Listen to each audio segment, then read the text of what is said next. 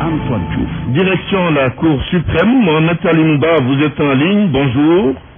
Bonjour Antoine. C'est aujourd'hui que le recours déposé à la Cour suprême par les avocats de Karim Wade est examiné. En fait, les conseils de Wade Fils avaient saisi la plus haute juridiction du pays après la condamnation de leurs clients par la Cour de répression d'enrichissement illicite. C'était le 23 mars dernier.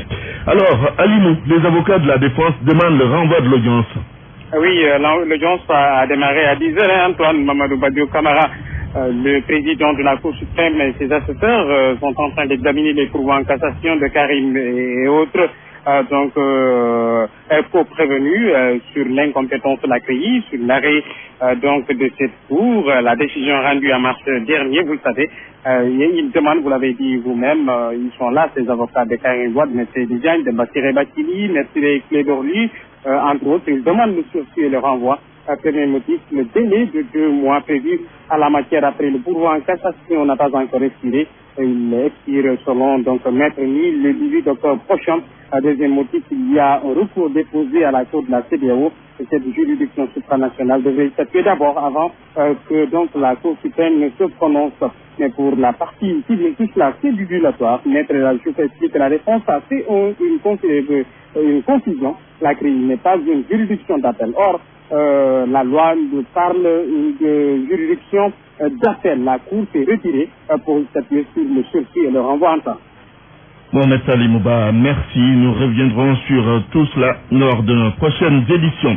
La garde à vue se prolonge pour les 4 étudiants arrêtés suite au caillage du cortège présidentiel à l'université.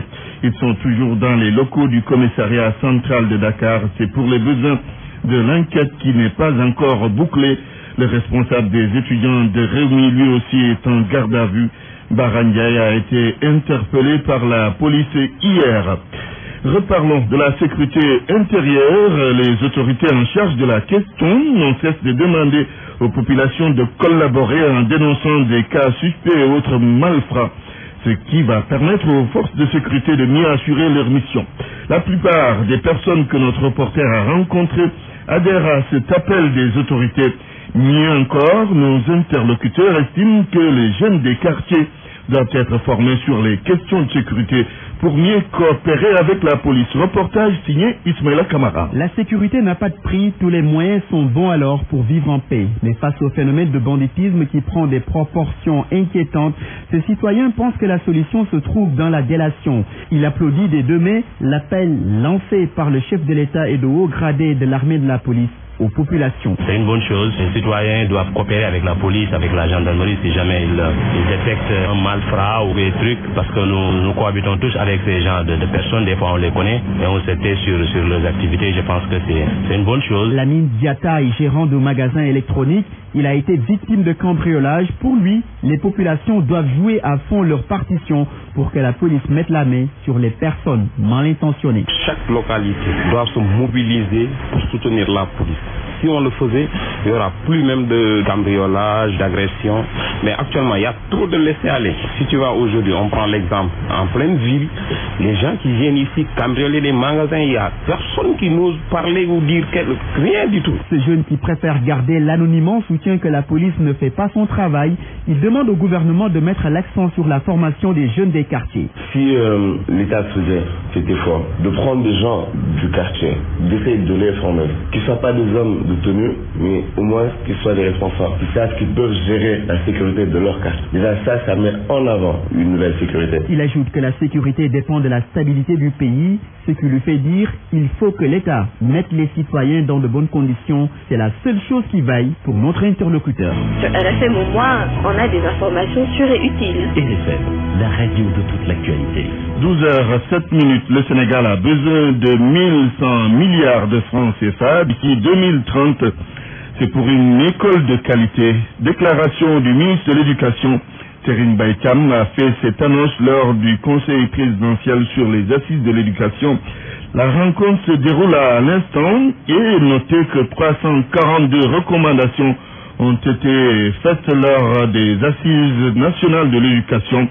Ces recommandations seront validées à l'issue du conseil présidentiel. Écoutons Serine Baïkam, le ministre de l'Éducation au micro de Mantouré.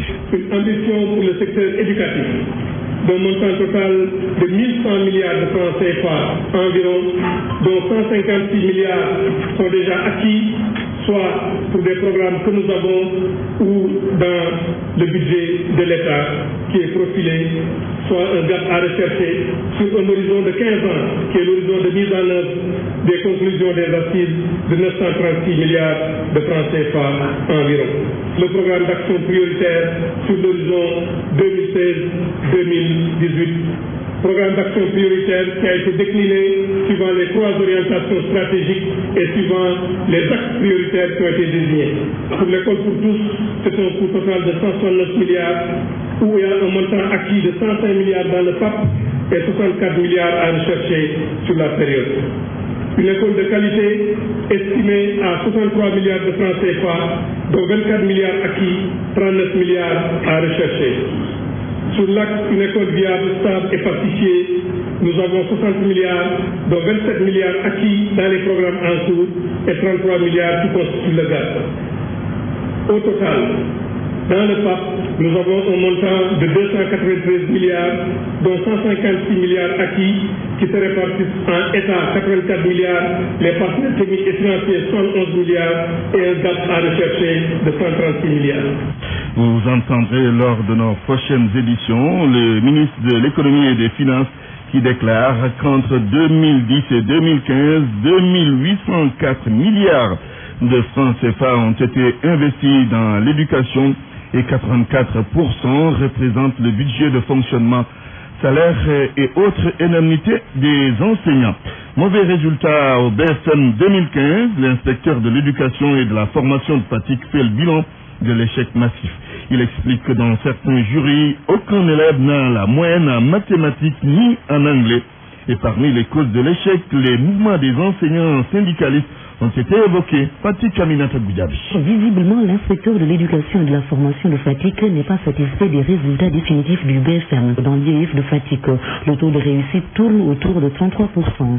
C'est Douba. Sur les 5771 inscrits, 5625 avaient composé et nous avions reçu 478 au premier tour. Le deuxième tour, il y avait 1482 qui étaient proposés. Nous avons eu 1393 qui ont passé, ce qui donne globalement un taux de 33,26%. Ce résultat, il n'est pas bon. Et les contre-performances ont été surtout notées dans les disciplines telles que les mathématiques et l'anglais. Beaucoup d'élèves ont eu de mauvaises notes dans ces matières. Dans 3 ou 4 jurys, disons, les élèves ont d'énormes difficultés en mathématiques et en anglais. Par exemple, l'exemple du jury A de Niakha, où sur 251, aucun élève n'a eu la moyenne en mathématiques. En anglais, seuls 7 ont eu la moyenne. Le jury de TMS, au jury A, personne n'a eu la moyenne en maths, 2 seulement ont eu la moyenne en anglais. Pour Seydouba, il ne fait pas de doute, les grèves et la rétention des notes ont beaucoup perturbé le fonctionnement du système scolaire cette année. Parce que pour moi, quand les élèves composent, les notes doivent être restituées. Et en fonction de cela, les gens analysent les difficultés des élèves pour pouvoir mettre en œuvre des dispositifs de remédiation. Cette année, les gens ont retenu pendant très longtemps les notes. Donc il n'y a eu aucun dispositif de remédiation pour combler les difficultés des élèves. L'inspecteur de l'éducation et de la formation estime qu'il faut nécessairement pallier les perturbations récurrentes du système scolaire sénégalais, mais aussi renforcer la formation du personnel enseignant dans les disciplines comme les mathématiques et les sciences. Aminata Goudiaby, Fatick RFM. RFM, fréquence en modulation, 94.0, la radio en puissance. Antoine Diouf. Le syndicat autonome des médecins du Sénégal est à son deuxième jour de grève. C'est hier que le SAMES a décrété 72 heures de grève. Mais en fait, est-ce que le médecin a le droit d'aller en grève? Le professeur de droit Samba Thiam répond par l'affirmative. Selon le directeur de l'Institut des droits de l'homme et de la paix, le médecin peut observer la grève, mais tout en veillant à l'équilibre dans le service et assurer sa continuité.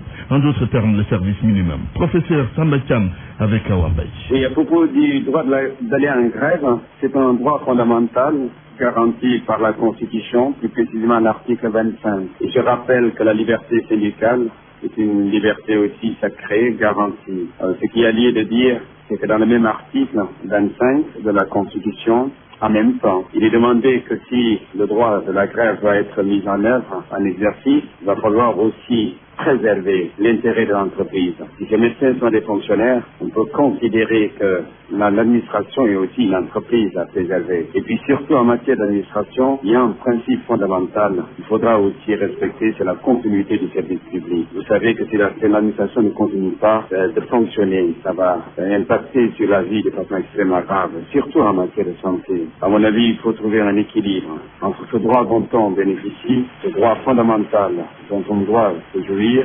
considérablement, et le fait d'assurer un minimum de services pour préserver les droits des malades. Le droit à la santé, c'est aussi un droit fondamental, il faut le rendre effectif. Je suis d'accord qu'il faut créer les conditions pour permettre aux médecins de travailler correctement. Si les moyens ne sont pas là, si les conditions ne sont pas réunies, il ne peut pas y avoir de travail sérieux. Le secrétaire général du syndicat autonome des médecins du Sénégal précise que même s'ils sont en grève, ils assurent le service minimum. Les urgences sont prises en charge durant ces 3 jours de grève. Le Sénégal accueille le président de la Guinée cet après-midi. Alpha Condé effectue ainsi sa première visite officielle dans notre pays depuis qu'il est élu président de la République de Guinée. Cette visite va durer 3 jours et la sécurité, tout comme le développement, seront mieux. Alpha Condé s'est confié à El Hadj Alassane Kambadja. C'est la première fois que je fais une visite officielle aux collègues et jeunes frères. Macky Sall avait déjà fait une visite officielle en Guinée. C'est d'abord pour montrer les liens d'amitié qui lient les peuples sénégalais et les peuples guinéens. Et deuxièmement, le rapport fraternel et d'intérêt commun qui me lie à mon jeune frère Macky Sall, pour montrer que réellement nous nous battons tous pour les mêmes causes et que nous devons nous donner la main. Quelles sont les questions que vous allez aborder avec le président Macky Sall, parce qu'on sait qu'on nous parle de plus en plus de développement, de sécurité dans la sous-région, avec tout ce qui se passe avec Boko Haram, les djihadistes au Mali. Est-ce que c'est des questions essentielles que vous allez aborder? Je pense que nous allons aborder beaucoup de questions, mais essentiellement 2 problèmes essentiels, l'énergie et la sécurité. L'énergie, parce que vous savez que nous avons un grand déficit d'énergie, alors que nous avons d'immenses producteurs de barrages. Le Sénégal et nous sommes membres de 2 organisations, l'un VG, l'un VS, et donc l'énergie. Et deuxièmement, la sécurité, parce qu'évidemment, aujourd'hui, tous nos pays sont menacés, parce que le terrorisme, ce n'est plus seulement au Mali, du Mali. Tous les pays frontaliers, nous avons vu ce qui se passe au sud. Dernièrement, nous, on a trouvé d'envoyer des troupes à Mandiana. Donc, il est extrêmement important, quand on ajoute la circulation des armes légères, le fait qu'il y a beaucoup de gens désœuvrés parmi les anciens combattants, soit au Libéria, en Sierra Leone, en Côte d'Ivoire. Donc, le point de sécurité est fondamental. Le président Alpha Condé donc attendu cet après-midi à Dakar. Il y a trop d'organisations pastorales au Sénégal, un état de fait souligné par les éleveurs de la région de Saint-Louis. C'était lors d'une rencontre à Richard Toll. Ces éleveurs soutiennent que 6 organisations suffisent. Correspondance à Ousseynou Diagne. La pléthore d'organisations d'éleveurs au Sénégal, une situation qui n'est pas du goût de Thierno Ousmane Modiba, le vice-président de l'Association pour la promotion de l'élevage au Sahel et en savane internationale, par ailleurs président de la section sénégalaise, l'a déploré lors de la récente journée nationale de l'élevage à Fatick, l'UNITIL, devant le chef de l'État. Aucun de nombreux leaders pastoraux qui avaient pris la parole n'a pu poser les véritables difficultés qui gangrènent le secteur. nekk bëgg na wax ku ñu jox mu nga mer ñu bind ñëpp kon bu ñu organisé woon danañ mën a wax suñu aaju wax suñu jafe-jafe wax suñu feebar wax lan la ñu xalaat ni mooy faj suñu feebar jox ko proposition. Fort de ce constat, il appelle ses collègues éleveurs à une plus grande prise de conscience avant de proposer une restructuration du mouvement pastoral. fii ak 2025 ko organisé wul ci filière yi dootuloo mën a bokk parce que suuf si yokkuwul doom yaa ngi yokk tabax yaa ngi yokk tool yaa ngi yokk kon laaj na ku nekk nga organisé nag nga mën a nekkee juróom benn filière doy filière nag filière xar ganaar filière mbaam xuux filière ñi yar affaire yu jën yi ñooñu ci sàmm la ñu bokk yëpp daje def benn fédération mën nañu bokk ci benn bureau fédération. Les éleveurs des départements de Podor, Saint-Louis et Dagana étaient en atelier de restitution de l'Assemblée générale de Bobo-Dioulasso au Burkina Faso, où les 14 pays membres avaient pris des engagements pour le devenir de l'élevage dans le Sahel et en savane. Richard Toll a c'est le dernier RFM. Une actualité internationale. Avec Binta Diallo, des suspects commencent à tomber dans l'attaque meurtrière survenue au nord du Mali lundi dernier. 5 déjà sont entre les mains de la sécurité malienne. Ils sont tombés non loin de la zone où l'attaque a eu lieu. À Tombouctou, plus précisément, les interpellés sont soupçonnés d'être liés à AQMI, Al-Qaïda au Maghreb islamique. 11 militaires avaient péri dans l'assaut des insurgés lundi dernier au nord Mali. Le président Alpha Condé, on en a parlé tout à l'heure, il sera à Dakar, mais avant, il avait accordé un entretien à El Hajj Alassane Samadia. Dans l'extrait choisi, le président guinéen Alpha Condé pense qu'il faut poser le débat sur le voile intégral dans son pays. Selon lui, c'est un problème de sécurité au vu de ce qui se passe dans des pays de la sous-région. Écoutez le président Condé. On a 3 problèmes qui nous gênent. Premièrement, c'est le procentrisme. C'est les peuples, c'est les choses, c'est les malins qui exercent ici. Ce n'est pas du fait des peuples guinéens, mais du fait des hommes politiques. Parce que quand un homme politique a un programme crédible, il s'adresse à la raison. Il fait raisonner les gens tout qu'ils entendent. Quand il n'y a pas un programme crédible, il s'adresse à l'irrationnel, à l'émotion. Il ou bien, pour ne pas le malinquer, le succès, etc. Ça, c'est les hommes politiques. Le deuxième, c'est le mensonge. En Guinée, on aime trop mentir. Le troisième, les Guinéens n'aiment pas souvent le bonheur de l'autre. Voilà les 3 tares que nous avons. Donc, j'ai dit tout simplement que le port du voile pose problème. Ce qui porte du voile intégral, on ne sait pas si c'est un... Deuxièmement, il peut cacher une arme, et même une arme de guerre, et venir tirer sur les gens. Il dit donc, je suis président d'un État laïque, je respecte toutes les religions, quelles que soient. Je n'ai pas choisi musulman, etc. Ça, c'est le rôle de l'imam ou du prêtre. Que ce soit la forêt sacrée, que ce soit des animistes, je respecte tout le monde. Mais je suis responsable de la sécurité de la Guinée. Donc il faut que je dise ça au Guinée pour voir qu'est-ce qui veut être un danger. Le voile intégral peut être facteur de danger quand on voit ce qui se passe au Mali, au Burkina. Il faut que le peuple guinéen, il faut qu'on ait un débat national sur cela. Quel est le danger pour la sécurité? Si on discute pour savoir, effectivement, est-ce qu'il y a un danger ou pas, s'il y a un danger, qu'est-ce qu'il faut faire? Mais je ne prends pas un décret, je ne fais pas la force, on fait un débat. Avant l'étape de Dakar, le président Condé était au Niger en visite de 2 jours. Alpha Condé promet de soutenir le pays de Mohamed Issoufou dans sa lutte contre Boko Haram. La Guinée est prête à apporter toute l'aide qu'il faut parce que ce qui a fait la faiblesse de l'Afrique, c'est le manque de solidarité. Propos du président Condé sur RFI. Au Burkina Faso, les élections législatives se préparent. Plus de 100 partis politiques et de candidats indépendants ont déposé leur candidature. Ils briguent des sièges à l'Assemblée nationale du Faso. À Mumbai, c'est ce samedi 8 août que la session plénière de validation est prévue. C'est aujourd'hui que tous les dossiers de candidature seront examinés et leur validation en plénière prévue le 8 août. Selon la Commission électorale nationale indépendante, une centaine de formations politiques et de candidats indépendants ont déposé leur dossier de candidature pour 127 sièges à l'Assemblée nationale. Sur la liste des candidats figurent des partis traditionnels burkinabés comme le CDP, l'ex-parti au pouvoir, le PAREN ou l'UPC. On peut aussi citer de nouvelles formations politiques, notamment le MPP ou la NAFA. Pour le moment, aucun favori. Rappelons que depuis le 31 octobre 2014, jour de l'insurrection qui a provoqué la chute de Blaise Compaoré, l'incendie et la dissolution de l'Assemblée nationale, c'est le Conseil national de transition qui tient lieu de parlement. Et la fin de la transition au Burkina Faso est prévue le 11 octobre prochain, date des élections couplées présidentielle et législative. Togo Binta, Pacha Niasimbe est sorti de prison. De façon provisoire, Antoine, juste pour être acheminé à l'hôpital au CHU de Lomé. Pacha Niasimbe a été hospitalisé au pavillon militaire du centre hospitalier universitaire de Lomé. Le demi-frère du président Faure souffrirait d'une embolie pulmonaire, de diabète et de tension artérielle. Il est en prison depuis 7 ans pour atteinte à la sûreté de l'État. Et puis Antoine, les recherches se poursuivent encore aujourd'hui après le naufrage du bateau de pêche hier au large des côtes libyennes. Il y a 200 disparus, 25 corps repêchés. L'on ignore s'il y a des Sénégalais dans ce naufrage. Les recherches sur les lieux de la tragédie se sont déroulées pendant toute la nuit et se poursuivent durant la journée. Une précision du porte-parole des gardes-côtes. Ces derniers ont par ailleurs invité ce jeudi matin à avoir secouru tous les 381 migrants se trouvant sur une autre embarcation qui a ensuite coulé à 30 000 des côtes libyennes.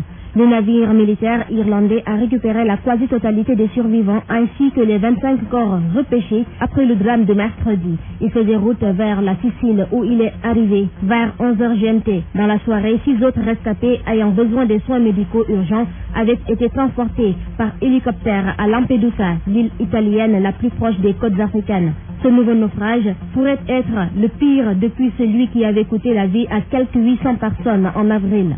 Ces derniers mois, les secours ont régulièrement découvert sur les embarcations de fortune les corps de migrants asphyxiés dans une cale ou morts par déshydratation même après 24 heures en mer. Merci Antoine, c'est tout pour cette page internationale. Merci beaucoup Binta Diallo. Parole aux auditeurs. L'actualité, qu'en pensez-vous? Moi, je pense que vous devez. Réagissez dans nos éditions d'information sur l'actualité. Bonjour. Oui, bienvenue sur cette antenne d'RFM. Du lundi au vendredi, vous avez la parole sur RFM. Conseil présidentiel sur les assises de l'éducation. Qu'attendez-vous de cela? Nous vous donnerons la parole aux alentours de 12h30.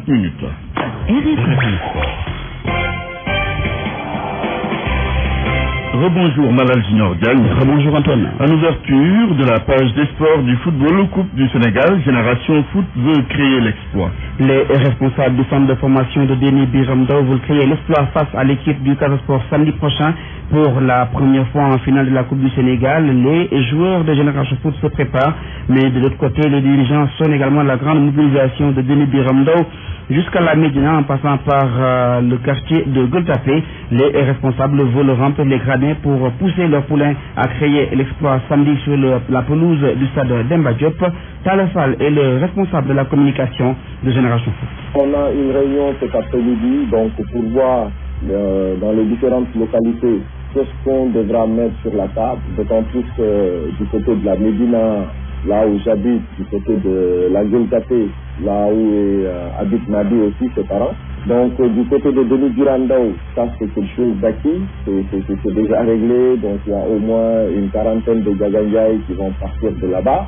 Et du côté de Thiès aussi, il y a où est originaire du Bifal, un de nos entraîneurs, où le vice-président de l'Assemblée, Abdoumou, a déjà mis des moyens pour pouvoir au moins apporter son soutien à son ami et frère du Bifal qui est aujourd'hui à Génération Foot. Mais on ne va pas être ridicule, Inch'Allah. On ne va pas être ridicule, on est sûr de ce qu'on fait. Nawetan avec les phases nationales 2015, l'AS Ifragel veut la coupe. L'AS Ifragel veut gagner la coupe nationale des phases prévue donc à Kaolack et à Diourbel. Déjà, l'équipe est à pied d'œuvre pour la préparation sur le plan tactico-technique, mais derrière, la grande mobilisation est sonnée. Ibrahim Adjamé.